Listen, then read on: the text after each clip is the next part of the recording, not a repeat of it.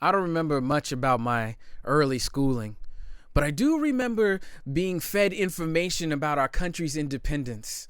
It is one of the many American historical events that I was duty bound to memorize, be graded on, and tested with. I remember pledging allegiance even before I knew what that word meant, before I knew any other $5 words. I remember no more than $2 in my pockets, long lines for free school meals. You could always tell which kids had money by the condition of their character-themed lunch boxes and the individually wrapped contents of their grade A snackage. Those were generational Twinkies they were flaunting. Black folk, for the most part, had to learn how to be happy with off-brand meals, schools, housing, neighborhoods, opportunities stolen from our drums, stripped of our tongues, our relatives, our religion, and taught by the founding settlers how to settle in silence. Forget our country's skeletons, forget the double standards, accept the denied reparations, accept the redlining, the red tape, being caught red-handed even if our palms were as pink and as innocent as theirs. Agree to the allegiance before we were even permitted to read, marry, or even walk through this country freely. I know that the 4th of July is a time that we look to the sky, but put down your potato salad for a second and understand what is going on around you. You may have been distracted by the barbecue, but the wick has been lit and sizzling since 1776, ever since our founding fathers proclaimed that every soul in this country has the right to be free, except ours.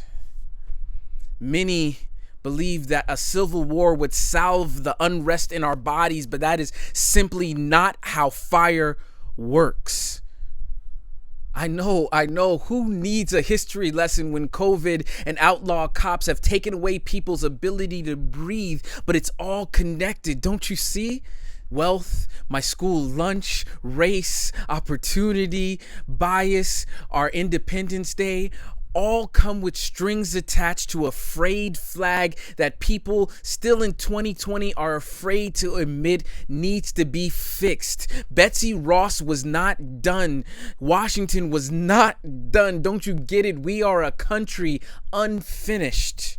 Black people and businesses were hit the hardest during this crisis, and 95% nationally of those who applied for payroll protection supposedly available to us all were denied our country's assistance again.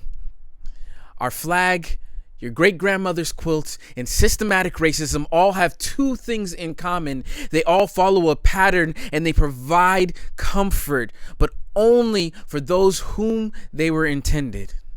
So if you read the document crafted at the birth of this nation and magnify its trail all the way to my son, you will see that even in San Diego, the city that I absolutely love, the majority of these documents that create generational wealth were not really meant for everyone. Do not mistake our exceptions for the propensity of those in power to change their unspoken rules.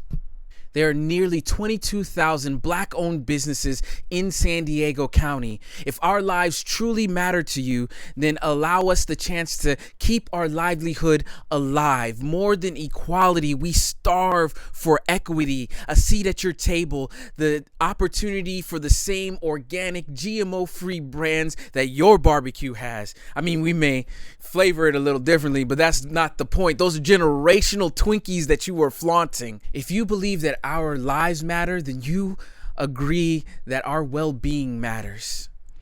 This bandwagon that you have now decided to jump on has some rough roads ahead, but the beautiful people inside are beaming with hope, with direction, with love. We will not allow our crisis to determine our vision.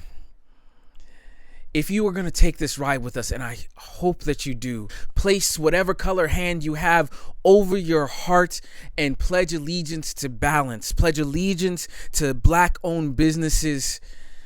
We are not asking you to denounce our flag or our collective nation. We are simply asking for you to love our country better.